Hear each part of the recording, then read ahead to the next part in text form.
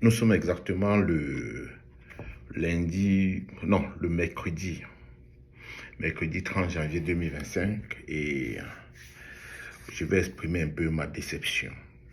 Ma déception quant à la réflexion sur ce que moi je considère comme la priorité nationale et surtout l'état des débats médiatiques dans nos chaînes de télévision. Vous voyez très bien que j'avais l'habitude de le signaler à mes apprenants quand j'étais prof en temps permanent, en disant que s'il y a quelque chose qui caractérise l'apprenant camerounais, c'est la tentation à reproduire ce que l'autre fait déjà. Et aujourd'hui, à l'évidence, toutes les chaînes de télévision font dans les débats quotidiens, toutes les chaînes de télévision font dans les débats dimanche, aucune chaîne n'innove.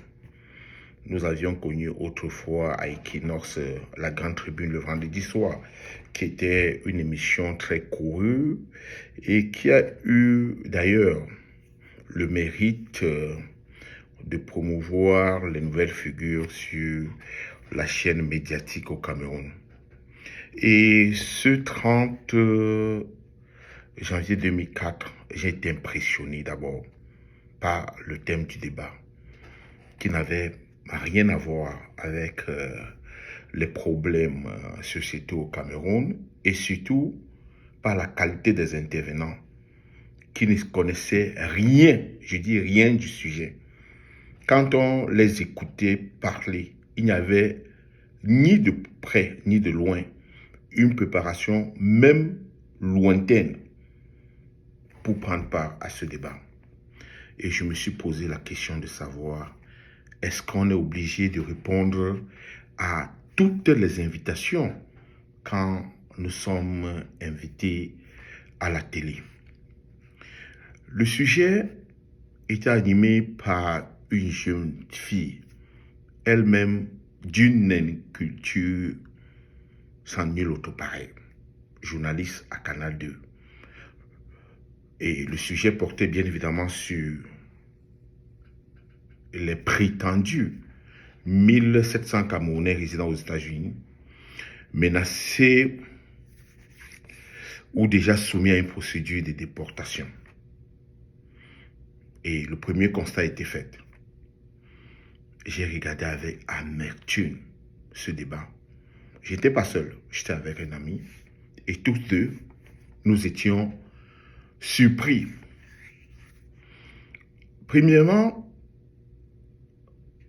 ce qui m'a fait un peu douter, c'est le fait que ce soit à des heures de grande écoute.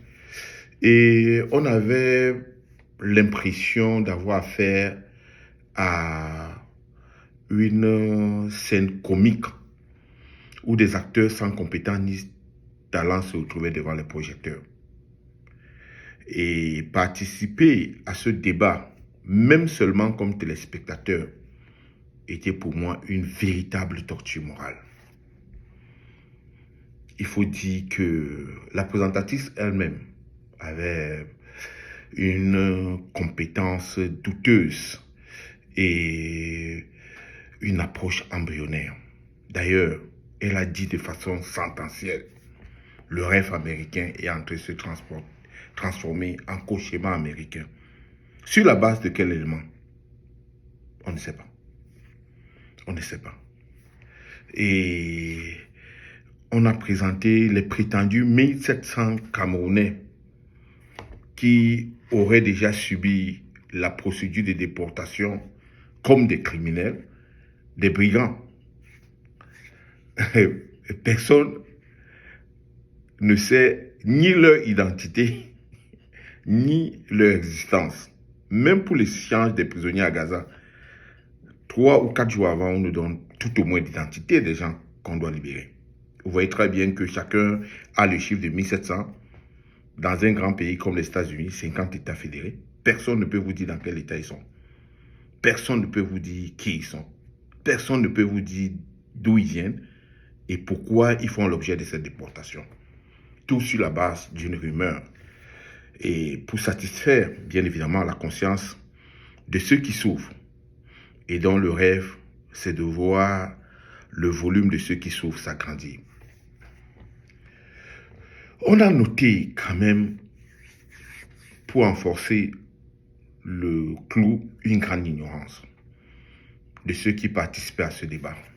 J'ai par exemple noté que Bernard Feudu, le représentant du RDPC, a affirmé que Donald Trump aura entamé son mandat en faisant déjà la campagne pour son futur mandat. Et personne ne lui a dit Donald Trump n'est pas candidat à un futur mandat. C'est le deuxième et le dernier. Vous voyez, comme dans son cerveau, là, il reste toujours dans le module camerounais, là, comme l'impression qu'on peut être président à perpétuité. Et ce qui m'a le plus amusé, c'est le pseudo ou le prétendu internationaliste qui a dit que cette déportation serait un complot contre le Cameroun, car à la veille d'une élection présidentielle, nous envoyer 1700 brigands ou 1700 criminels, ce serait une tentative à fragiliser les institutions à la veille d'une grande élection telle que l'élection présidentielle.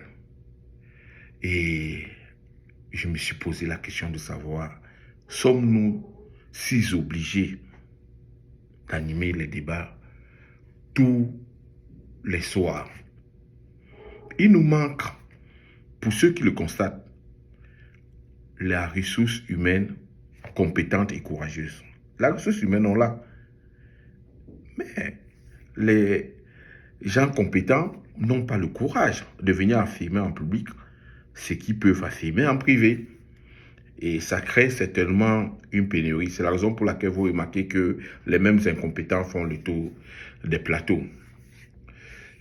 Et il faut dire qu'en l'état actuel, il y a tellement de problèmes dans notre pays que, par exemple, que de dire que Donald Trump est un raciste, on peut par exemple s'inquiéter et s'interroger sur les comportements d'un autre âge de la population de Ngomezab vis-à-vis des Camerounais d'une autre communauté.